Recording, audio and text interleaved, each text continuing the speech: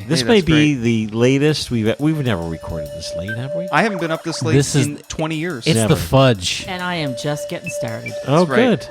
Gumenbaden. Hey, my name is Michael Rosso. This is the Film Photography Podcast. I'm here with Leslie Lazenby. Hey. Well, no, allow me to pull an old one. Hello, ladies and gentlemen, boys and girls, and friends beyond the binary.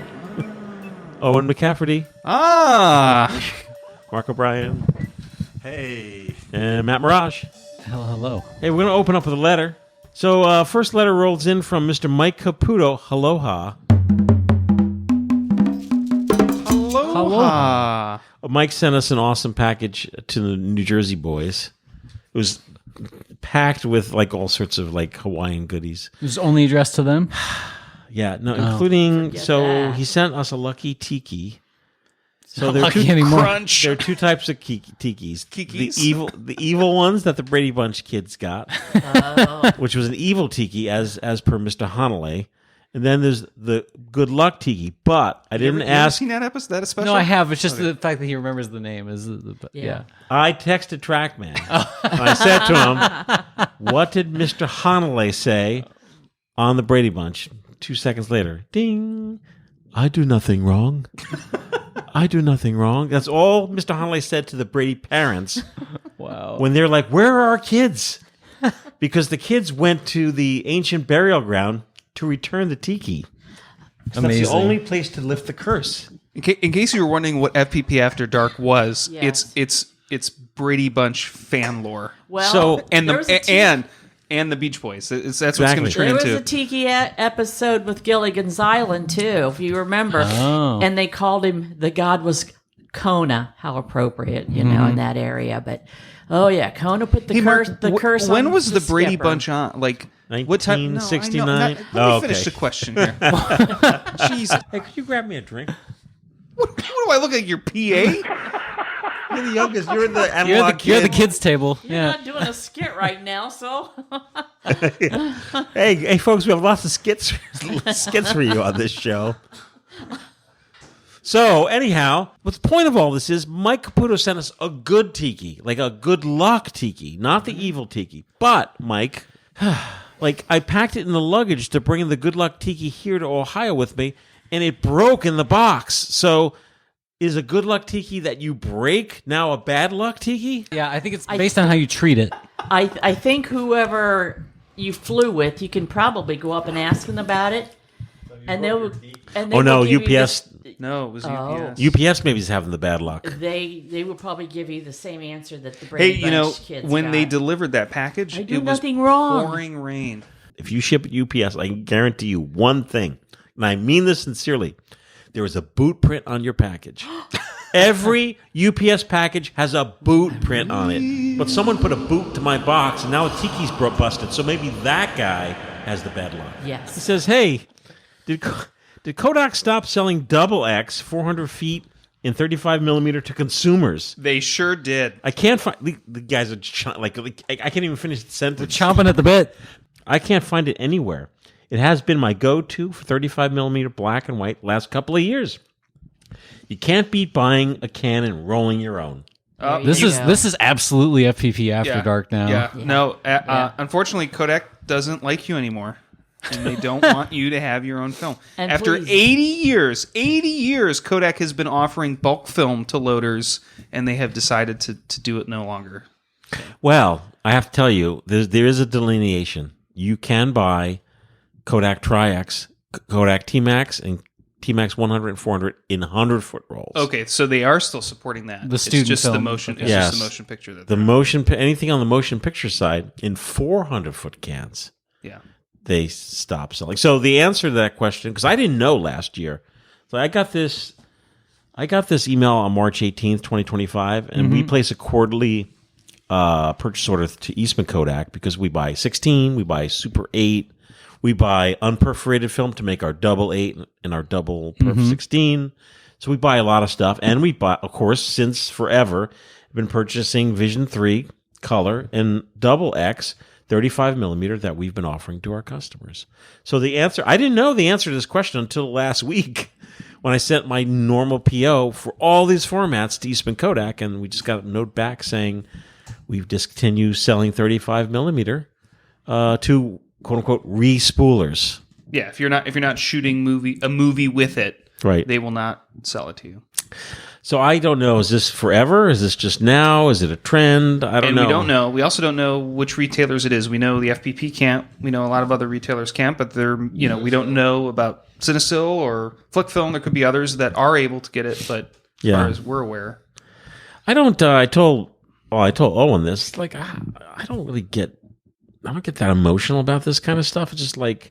So I got that from customer service. I drafted a letter to Kodak top brass.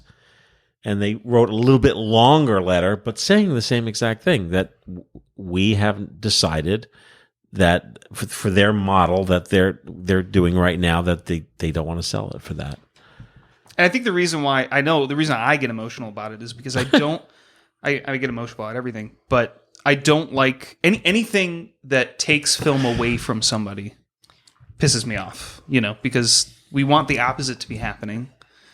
And a move like this takes film away from some folks. And it's not for a good reason. We don't like when they stopped SX70, it was caustic and things were getting difficult to produce to even get the product to make it. So, sometimes there's a reason. We can go into speculation, and when I say that, this is just opinion because we have no absolute fact. But like one speculation is just going to AliExpress. That's not. I wish it was OLLIE Express. But it's not. It's ALI. And like you go on there, and like your head just spins. There's all sorts of crazy film that's all derivative of Vision 3. Mm-hmm. Like crazy Remjet stripped, like 8 exposure rolls, and like Crazy Town. I never knew that existed. I didn't either. So, Mike, I think maybe the day that you had the kickback PO, we had a conversation on the phone about this. And, after I was done with expletives and wild conjecture, you calmed me down a little bit. But I kind of mentioned to you that film is in an interesting place right now. Many of us have shot film prior to its kind of death and rebirth, kind of on that cycle. But where we're at in like the lifespan of film, usually people come to film for a few different reasons, and that alternative aspect of it, the pendulum's kind of fully swung in that direction because digital is like the ubiquitous thing. Everybody has a phone, that sort of thing. But there's some other factors that have to like come into play perfectly that make film appealing to certain crowds. And one of the things I know that got me into film was the fact that it was borderline counterculture, and people were literally throwing out their really nice high-end cameras. And those of us that were kind of interested would like, wow, this is a pro camera. Like, yeah, I'll take this for like almost no money. But now we have less cameras. Yep. Less cameras just entirely. There are less repair operations than there ever have been, especially with skilled technicians. So we have less cameras, less technicians. Cost of everything is up. And to Owen's point, cutting off a potential source that is inviting people in and making it affordable, I don't understand how cutting those things off attracts more. It seems like it's only allowing less. Like, I understand that because previously Kodak Eastman would not allow the sale of 400 feet of Ektachrome in 35 millimeter because Alaris sold finished Ektachrome, the same film, and obviously that wouldn't make business sense. But other than Cinestill and the other retailers that were out there, nobody else Kodak doesn't retail Vision film in cartridges.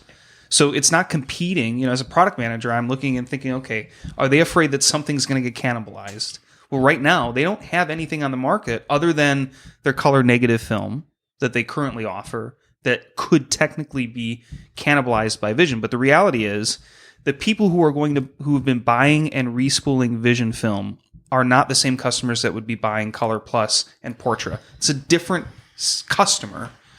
You have a customer who's willing to pay for a finished good and another customer who's thrifty, who's going to roll their own film and who's going to save money that way. That's two different parts of the market.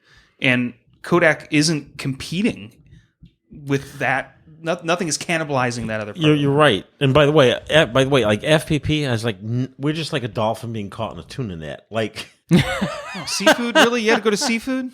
no, I'm serious. Like what we're doing, like it has to do with the abomination of when you go to AliExpress and you buy an abomination of an 8-roll of some poorly.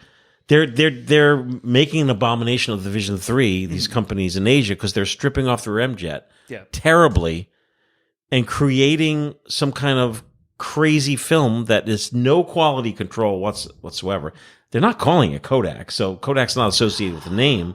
But when you buy these rolls from AliExpress, it's not good film. Right. It's poorly... Of course, yeah. You know, I mean, like Cinestill has their thing down to a science. They know what they're doing, and they know what the finished product's going to look like, and they market that product. But all of the Asian, let's call it gray market, stripped off remjet, it's a mess. Remember when I reviewed that camera from Walmart? The all-in-one? Oh, yeah. And it had, and you'd think that if you're selling a camera to someone like at Walmart, a practically disposable camera, it would have something in there like maybe Fuji color or Kodak color. No, it was a ECN2 film. The remjet was off, But not good. It was poorly off. Poorly off. Yeah. But that's still a lab killer. Yeah. It's not completely clean. And so I was just like, and the thing with that film though, it looked like it had been cooked. It was so bad. I mean, it was. I think it was cooked. So CT scan. I brought this over to show you. Oh. Anyway, This will be a good rumor starter here. Years ago, before there were Cinestill and all those other respoolers, I would go to the company in New York City that sold the film movie ends, and I forget what the name of it. Short ends. Short ends. And I would get 100 feet, 200 feet of double X, and it's great. Short ends are also cut off now too. Yeah. What do you mean? How? Like Eastman used to sell short ends direct. Like you could write into them and ask them. Oh, for on their short West ends. Coast store. Any of the store/labs, you used to be able to get short ends, and short ends are now cut off as well. That's it does make you wonder if there is something coming out from Kodak. It's the only. That was my rumor. It's the only thing. the only upshot. Yeah, it's strictly targeting something that's happening only in stills, and there's we can start connecting the dots a little bit more from there. It can only be a few number of things, but at the end of the day, love it or hate it, whatever. I think the way to look at this is this increasing access to film photography for people, or is this yet another barrier in the many number of technical barriers there are to getting started with film? Mm-hmm. That's my beef. Also, bottom line, average film shooter, this has no bearing any way, shape, or form on that shooter because they probably didn't even know that this existed. The bottom line is that the person who's developing their film at home, who really loves Vision 3 250D, as I do, is just now out of luck when the stock runs out. When we first talked about this, I was like, we have to talk about it on the show. Mm-hmm. What show? Because it's... all of us had an emotional reaction to learning about this. I didn't. You didn't, but bullshit. It's good. No, it's good to report it as it is. It's fine to offer opinion, but just state what that is. We all came into film at different times and for slightly different reasons, right? And so is everybody at home listening. So it's just a good thing to get our take on. Absolutely. I mean. Unrelated, I've been shooting just 16 millimeter, and the scans are so good that I've just been taking stills from those scans. Wow. That's been my still photography because folks, movie film is still photography. You just happen to be shooting 16 frames per second. Yeah, exactly. Trev Lee is about to join the cult. No, he's not. Yeah, he is absolutely one step closer because you mentioned his daughter in there. Yes. All you gotta do is slip him a roll of Ektachrome and an Elmo or something. He'll be good. Yeah. Okay. I didn't see any twinkle in his eye when I mentioned movie film. It was there. And Mark O'Brien still has zero interest. Or you could cheat. You hang out with Mr. Movie Film and you don't want to shoot any movie film? That's because he's too close to it. That's right. He sees the Once in my life, Mike. That was enough. I shot mine. You edited it together beautifully, but if we do want to play dirty, we could just don't give it think I to do Trev's well. kid. He's got no choice. get that kid one of those Agfa family cameras, Well, that little maybe. round That's- one. that's- This bear is high on sugar.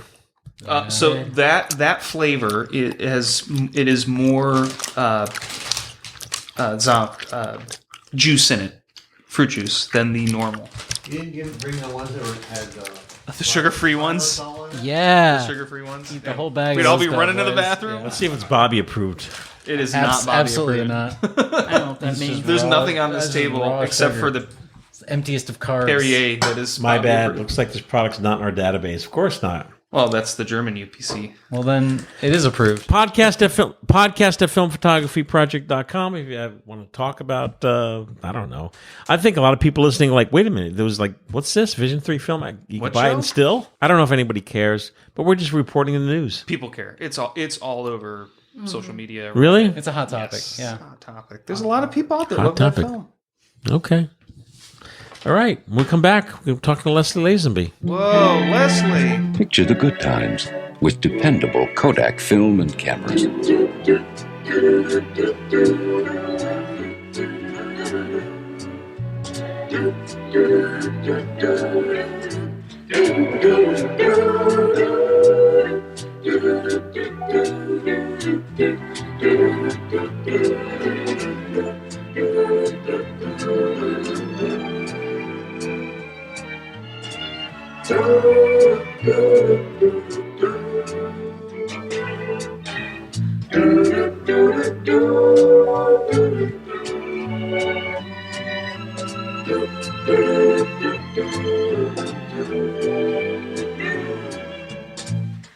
Kodak makes your pictures count.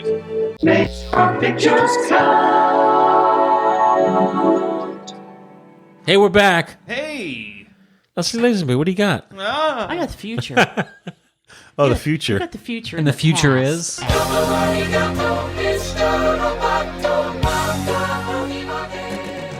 That's right, yeah. Yeah. While perusing through a 1985 Peterson's Photographic Magazine, I stopped on an article titled "A Look into the Future." You gotta do the jingle like ding, ding, ding.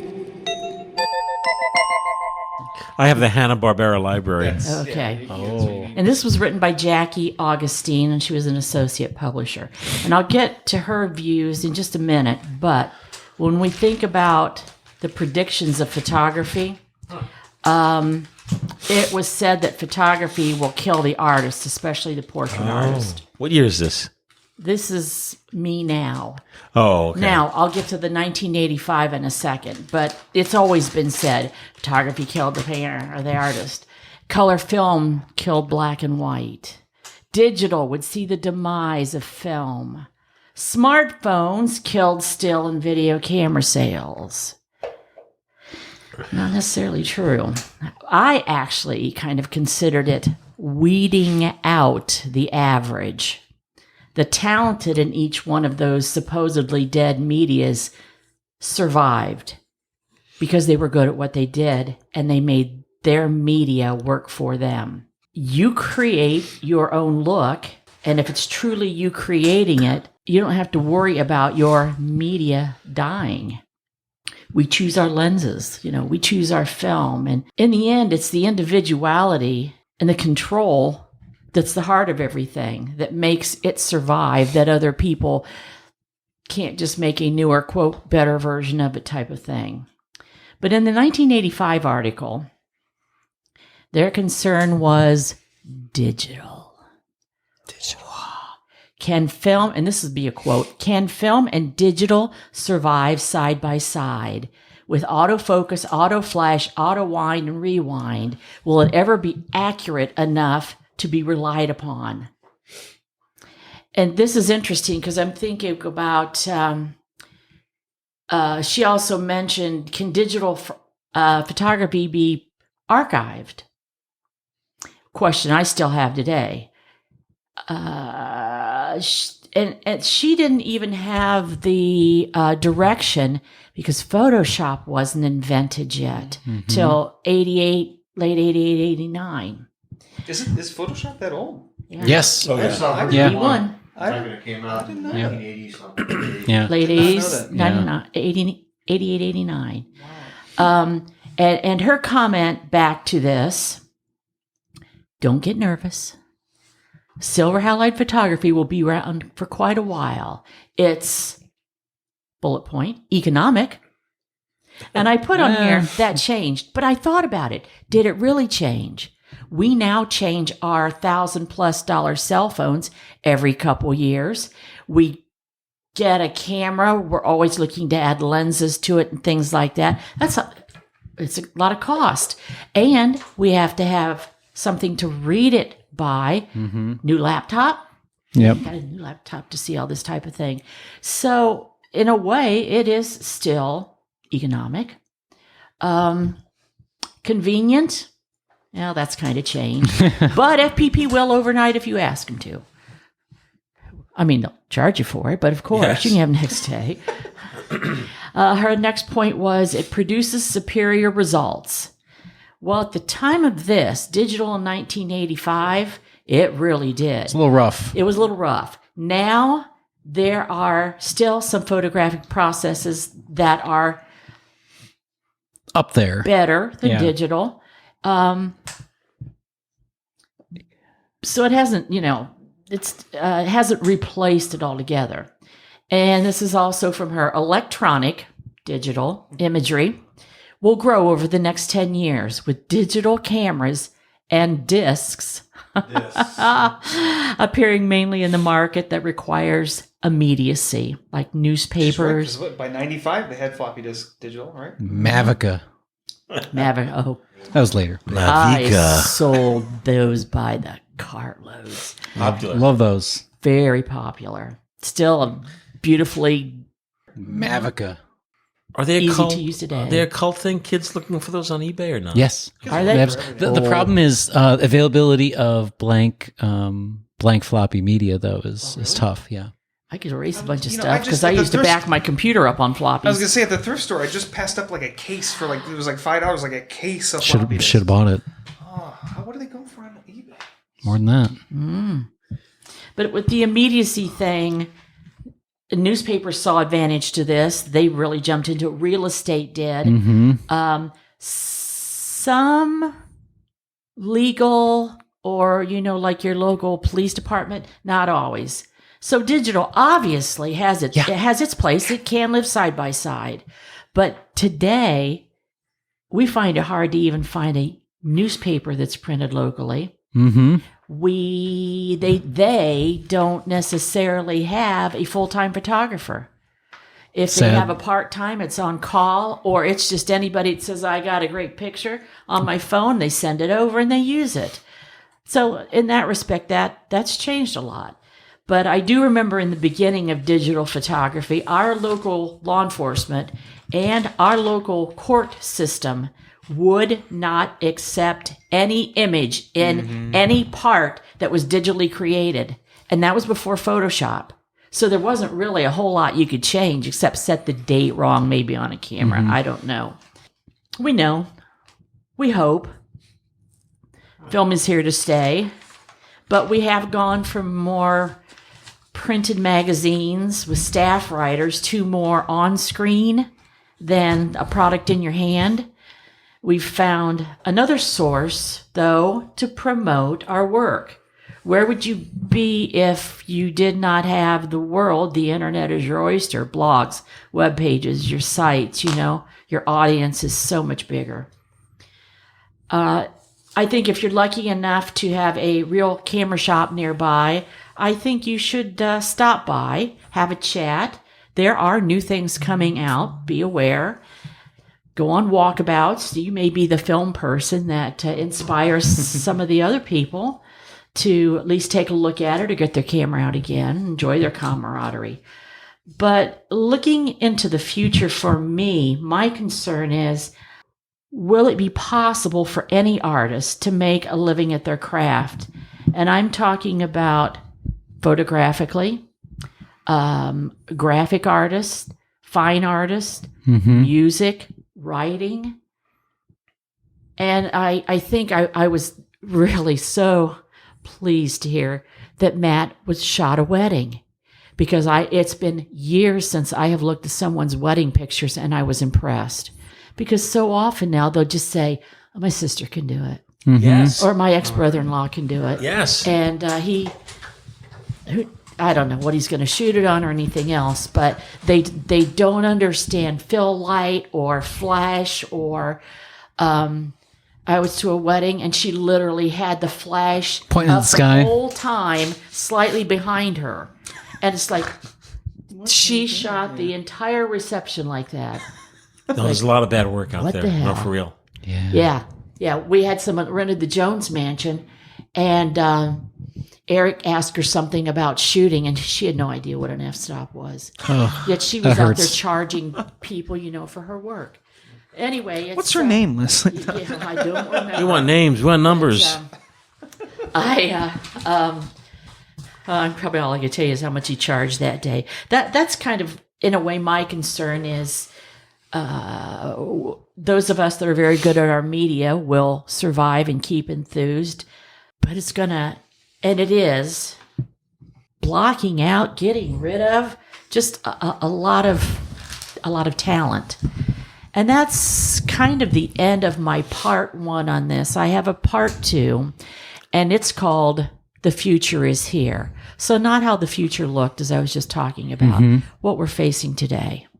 So Mike will tell me when I can start if he wants to add another segment Okay. of someone else's non-monotone Hey, we'll skit.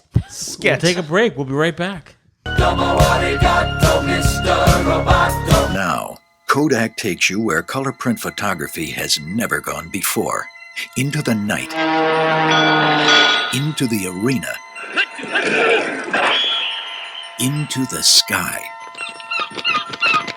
Welcome to the world of new Kodacolor VR 1000 film, the most light-sensitive color print film ever. Into a cathedral.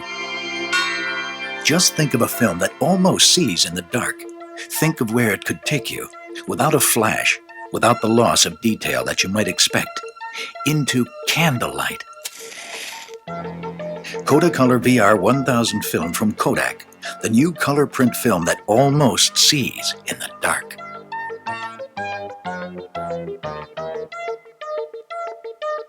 Hey, we're back. No, we're not. Hey, we're back. We should read a quick letter. All right, what you got? Perfect. Let's see what we got here. Here, let's read this. All right. This is from Stephen Gewertz. Wait, Gewertz. V or PH? V. Okay. Oh, but his email is RPH Stevens. So. All together. Let's edit that out. We may have to call Takas to get weigh in on this. Yeah. Is it a V or is it a PH? No, but see, it's our anyway. And what do you do if it's an F? I want to dox this guy. It's Oh, Stefan. Stefan. It's Stefan. Yeah. Dear Mr. Rosso, Oh, I like that. already. He's okay in my book. strong start. Every now and then, I'll pick up a roll of film just to give my AE1 or my EOS Rebel 2000, so as not to feel lonely and dejected. I see on the website there's a section in the store to buy cameras. However, pickings are rather slim. Yes, they are. I'd like to offer 2 solutions as consideration. My first suggestion would be to purchase a sub-miniature camera. While it is significantly much smaller and lighter than my Zenit E SLR, it'd be a nice option for purchase. The other option is to purchase other film cameras. Purchase what? That's a very generic Other film statement. cameras. The other option is to purchase some other film cameras. They're scarce. Many people might be reluctant to sell an old camera because the market trade-off may not be profitable. It may be beneficial. They could trade in gear. Oh, so basically offer a buy option for somebody else's gear. No way. No. All right, let me finish this, and then I'm going to weigh in. He's not the only person that said that was a good idea. Yeah. So many I'm people. not sure. I don't understand the concept. Many people might be reluctant to sell an old camera because the market trade-off may not be profitable. It may be beneficial if they could trade in gear for a discount coupon or gift certificate on a future purchase. Thank you for allowing me to give my opinion and suggestions. Okay. Oh, I appreciate. First of all, I appreciate the suggestion. The guy's like thinking out of the box. Like, No, it's a good suggestion. He is.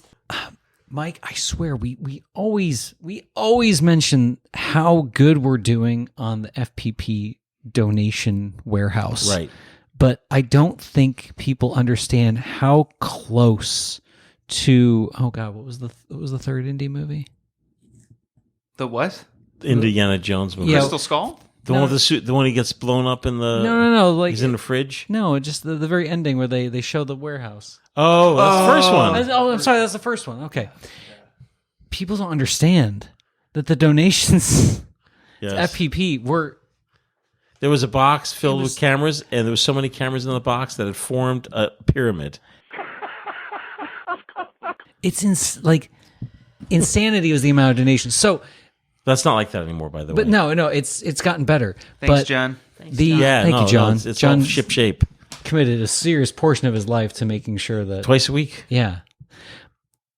There's so many. So doing a trade-in system, given the volunteer structure of FPP, it would be insane. This isn't. We Well- are not a KEH or a And you really couldn't pay high dollar by the time you have someone check it out, try it out, Yeah. go through it, spend that time, write up the necessary information to get it published on the page. That's what I was going Yeah. to say too.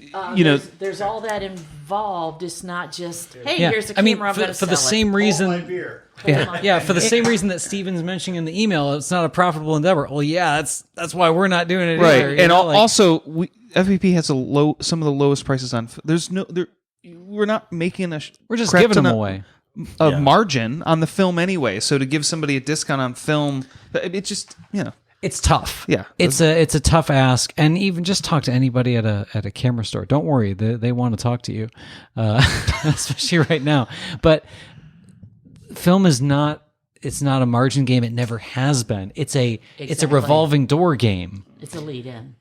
to get you back in the shop and to print. You want to make money. You want to make your local camera store happy. Print your darn pictures. But the camera is just the gateway. The film is just like the continuing thing to keep you in the door.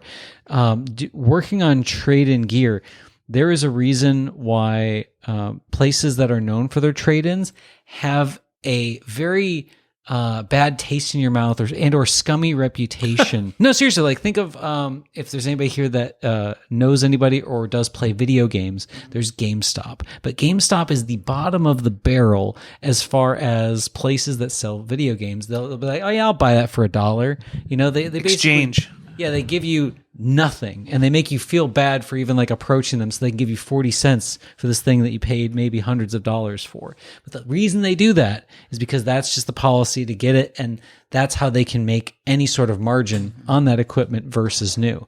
It's a cutthroat business, and the only thing you can do is leave a bad taste in someone's mouth, and that's the last thing we want to do at FPP. We want to make it accessible. We want you to be able to get a thing you can trust. So the reason the pickings are slim, it takes a lot, folks. It does. Yeah. And what are we selling? We're selling 30-year-old cameras, if not more. And Can I get a warranty on that? Right. And they can work perfectly when we have them, and they take a little ride via UPS and get a boot print on the free boot. side. And there's like, it doesn't work. You know, and it's like Ours do come with a fidelity guarantee, though. it did. Is that 2 but hours? but it doesn't come. Get with out of here. UPS boot tech. Yeah, no, So- FPP cameras have zero guarantee. That's right. But they're priced right. So FPP used gear when it's available, usually twice a year, maybe 3 times a year. You should advertise it like that. The FPP drop is coming soon. Maybe. And it's kind of the only thing that's in the shop is stuff that I personally can vouch for or know of. Like there are no Nikons in the shop. I'm not a Nikon guy. I'm a Canon guy. That's why there's so many Canons. Oh, see, that's our problem, Mike. We're testing gear. That's too much time. Just Well, let's call it untested. I don't want to do that. I just want to buy. Someone I'm wants just to kidding. buy like some of the lesser EOS you could buy for $30 at FPP.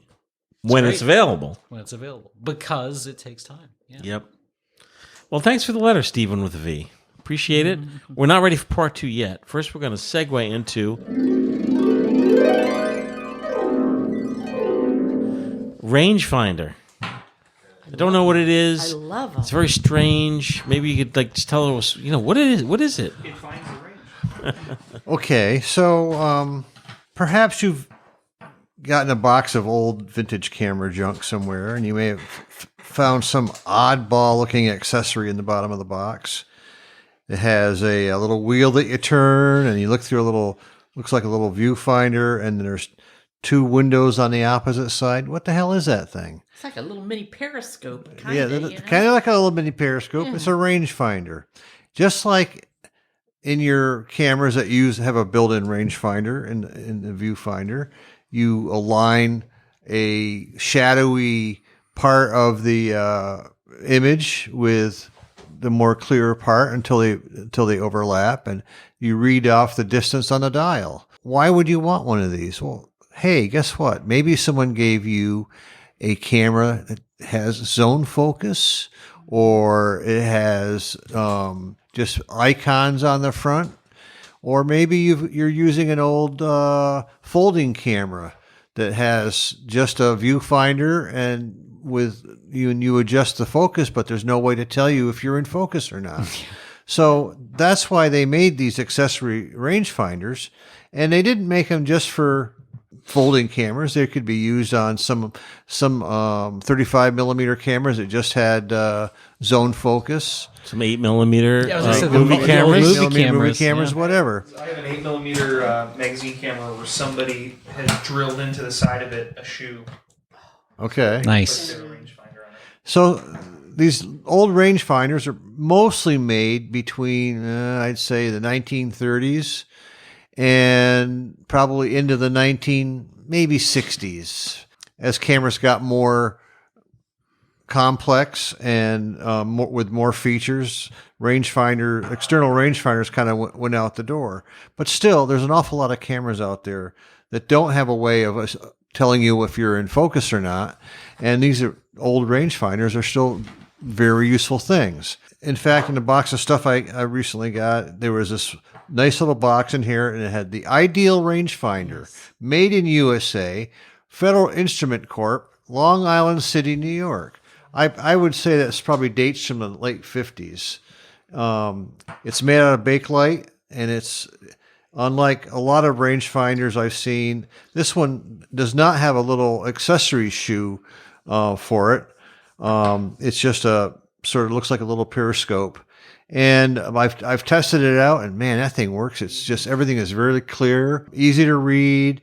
And I did a little look on eBay. My gosh, there's lots of them on there on eBay, between $10 and $40, and depending on who's selling them. These accessory rangefinders are certainly something that you might want to look for if you were using let's say an Agfa isolate folder or a 6x4x5 folder or a Retina. Yeah, some of the Retinas, the older ones, do not have a rangefinder. And the very first Leica did not have a rangefinder either. So they're useful. A lot of them are made in Germany. Some Kodak made one. There were lots of manufacturers. And that's what I love about this sort of that period between mostly between the end of World War II and into the 60s. There were hundreds and hundreds of companies making small accessories for photographers.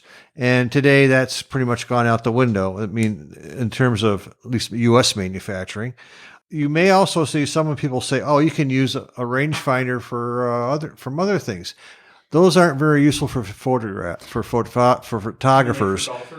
Like for golfers. I looked at digital ones before I knew that those were available. Yeah. And it's like, they're made for longer distances. You want something that's going to be accurate down to anywhere from 3 feet or less than that to infinity. And so these little camera rangefinder accessories are the thing to look for. And they're not expensive on the used market.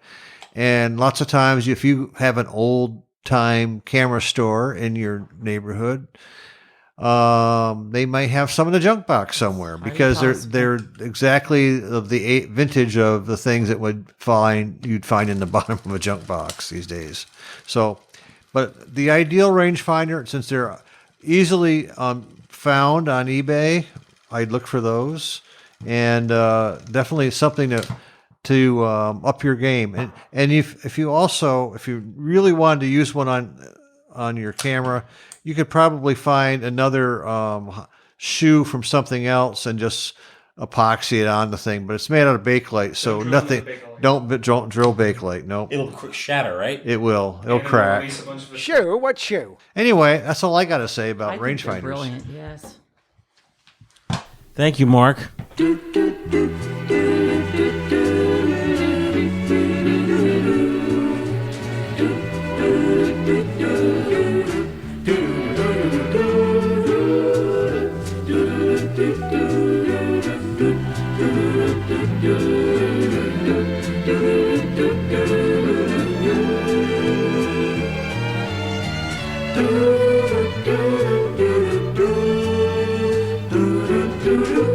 Kodak makes your pictures count. Hey, we're back.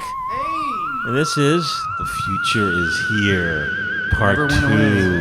Leslie Lazenby is with The Future Is Here. We just finished part Is one. it everything you wanted it to be, Leslie? It is absolutely nothing that I want it to be. I start off like many jobs and talents are being replaced by automation. Oh, my God. Then I thought the word automation, that's even old. Automation is almost like Antique. like mid-century modern. Right.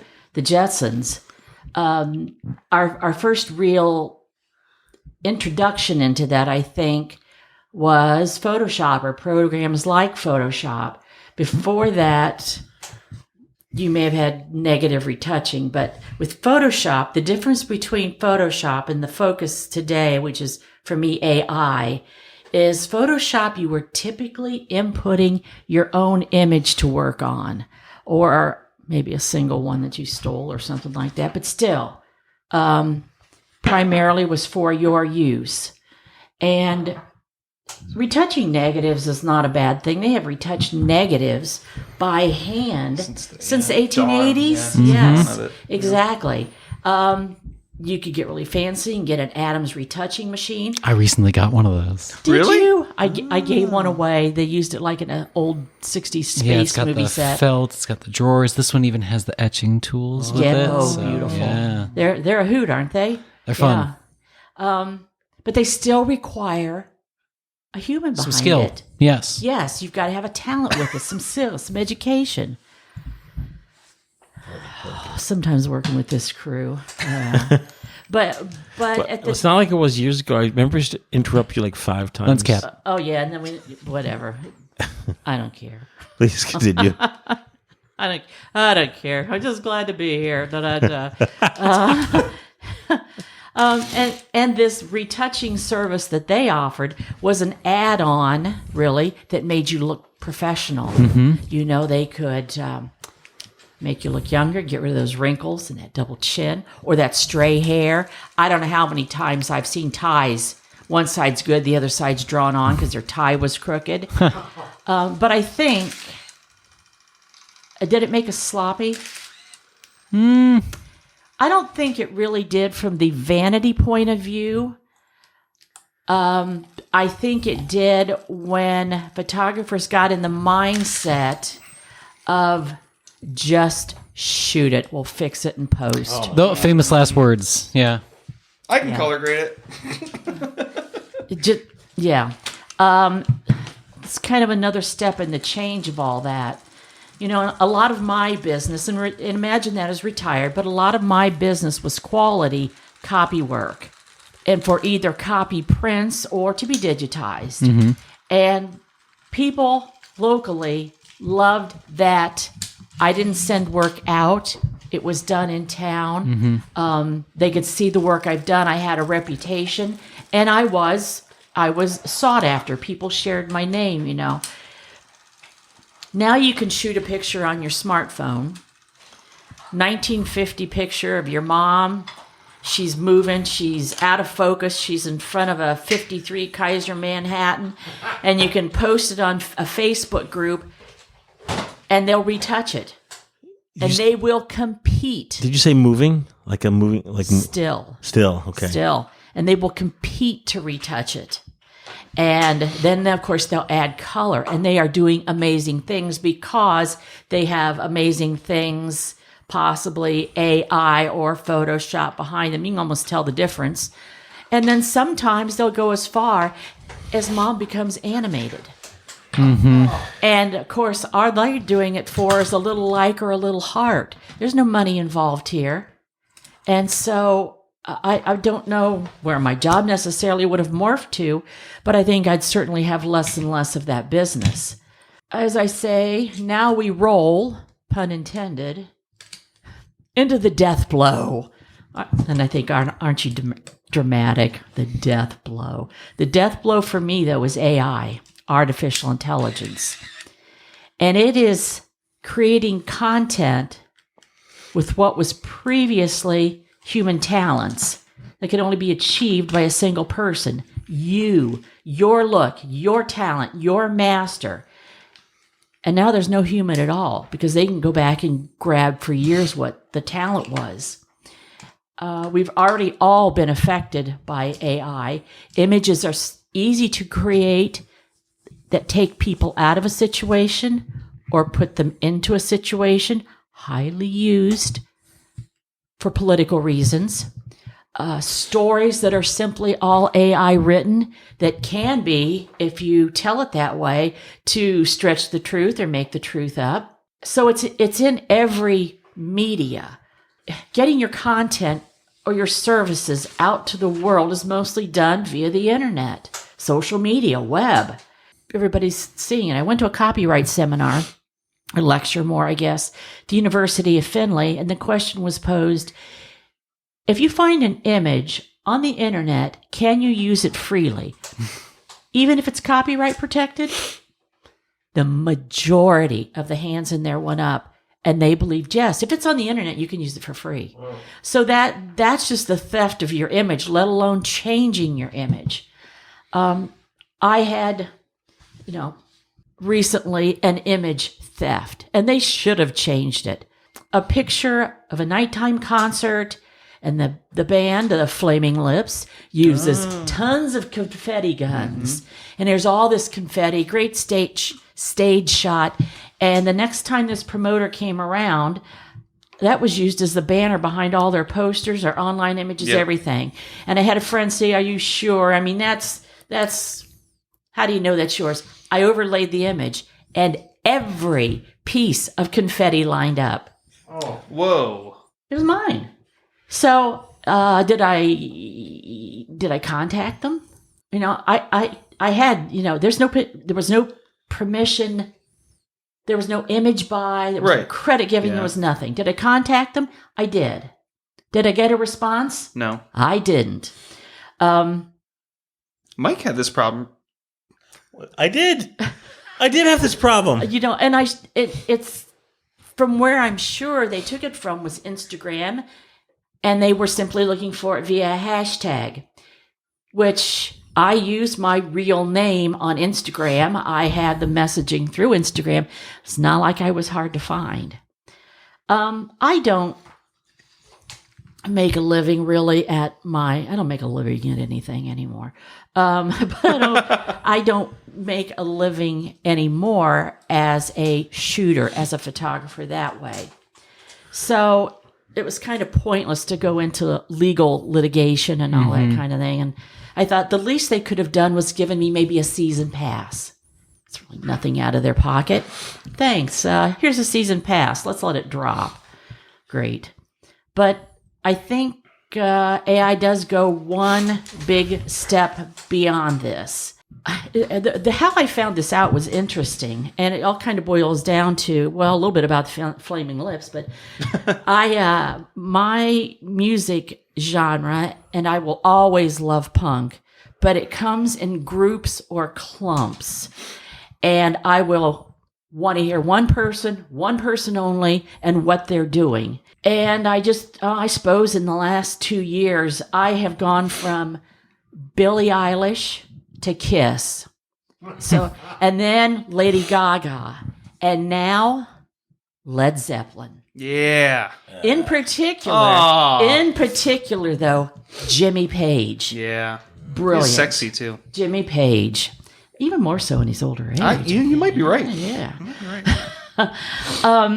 And this is how I found the article, because I was looking up something on Jimmy Page. And You looking for shirtless pictures? Or? Possibly, yeah.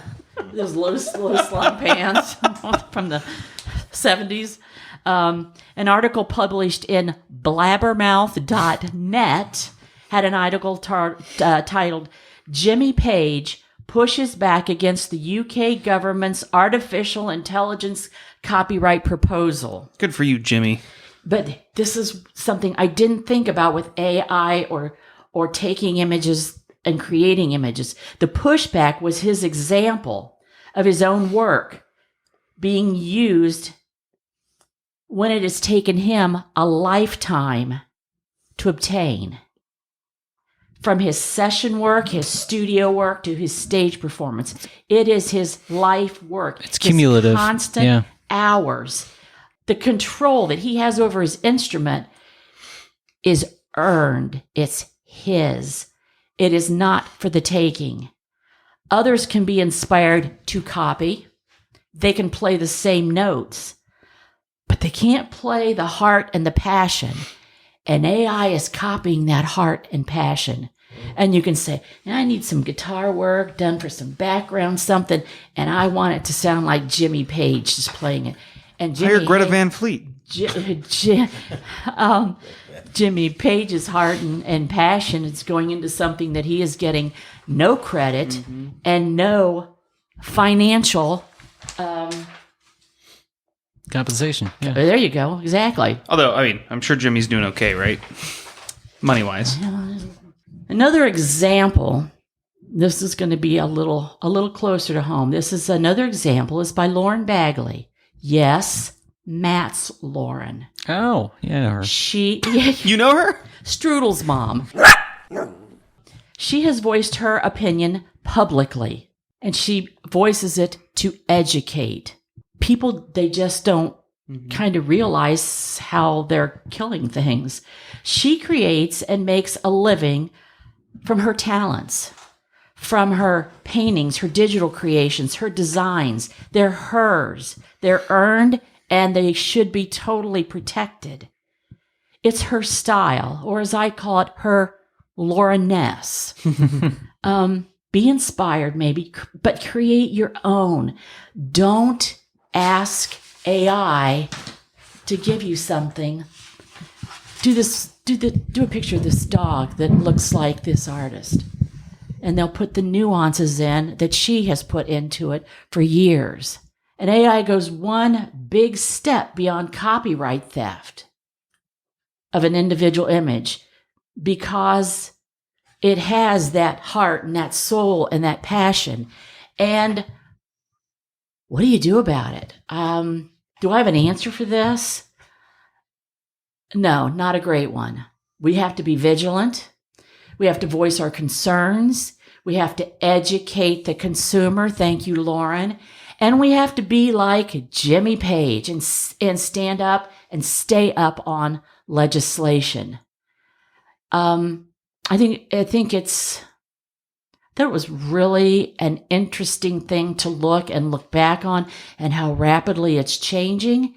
And I would be very interested to hear what you all think about this. filmphotographypodcast@gmail.com. One thing I could see film photography filling a niche here is that if it's a piece of information on a piece of celluloid taken with a camera, Doesn't stop AI. it doesn't stop AI.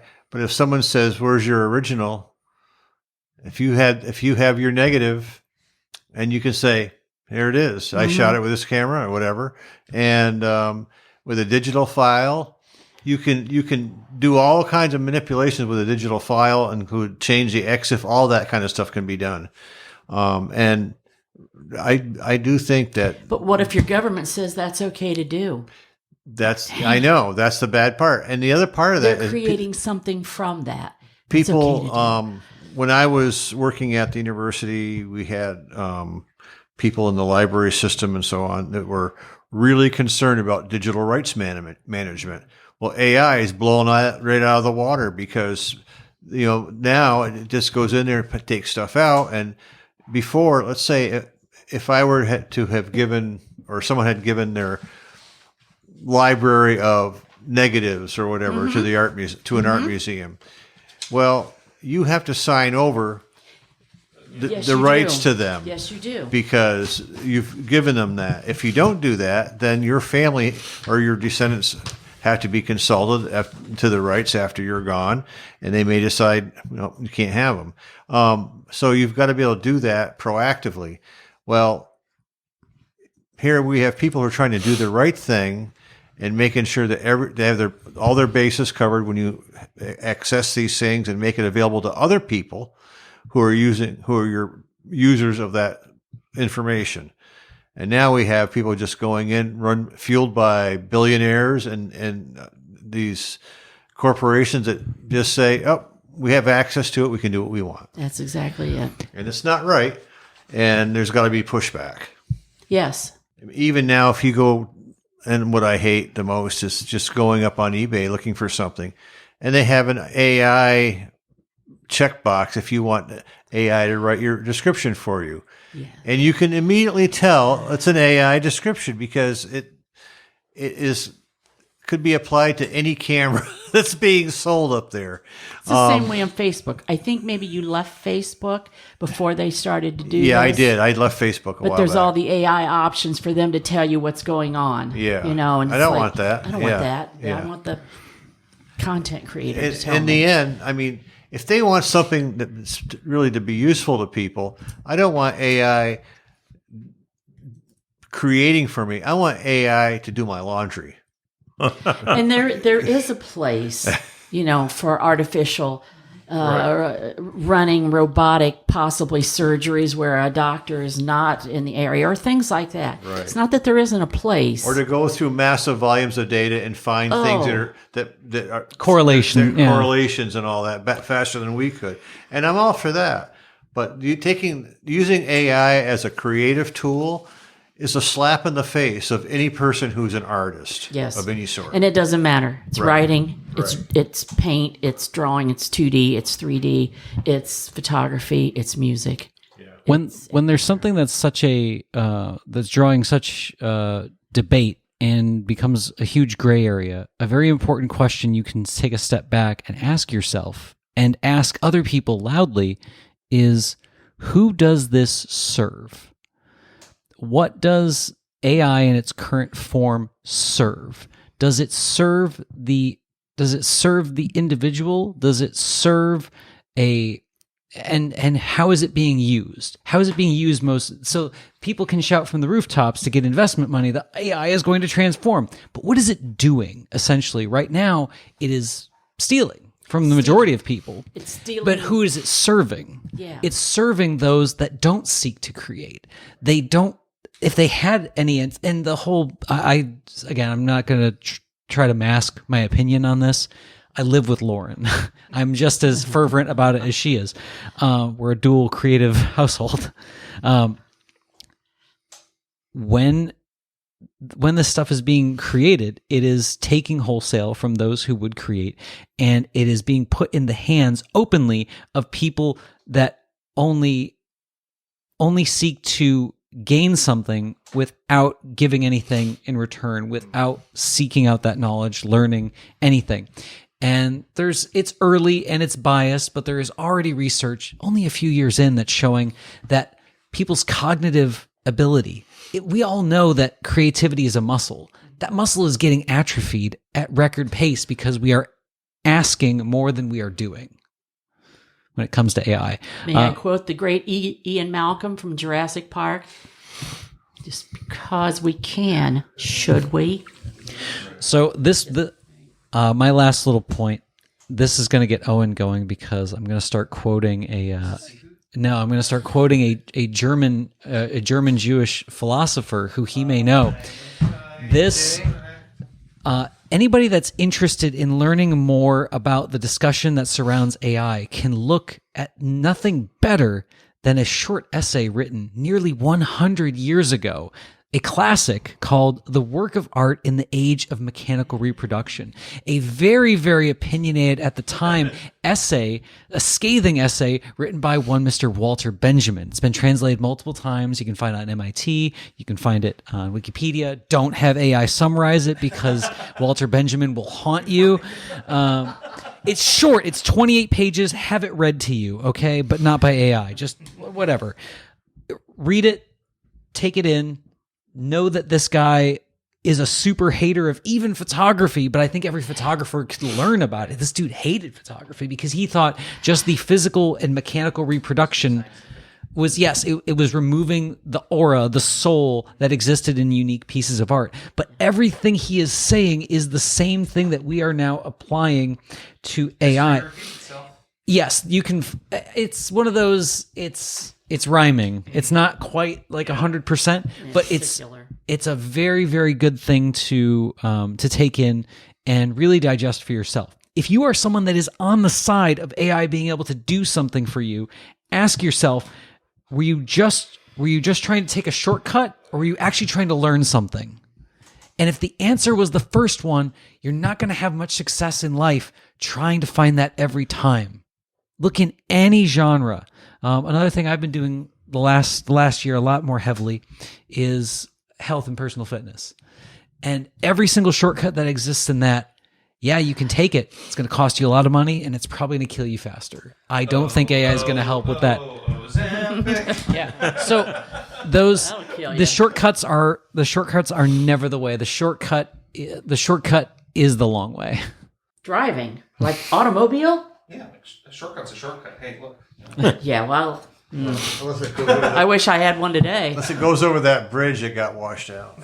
Oh, yeah, yeah. Good. And Matt, one more time, would you, the name of the article and the author again? Yes. So the short essay is The Work of Art in the Age of Mechanical Reproduction. I don't know, it just rolls right off the tongue. It sounds better in German. It sounds more angry in German.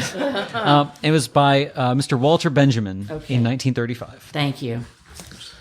Okay. Interesting year to be in Germany. No, he was a pretty staunch critic of a lot of things at the time. So yeah. Well, all right, folks. Podcast at filmphotographyproject.com.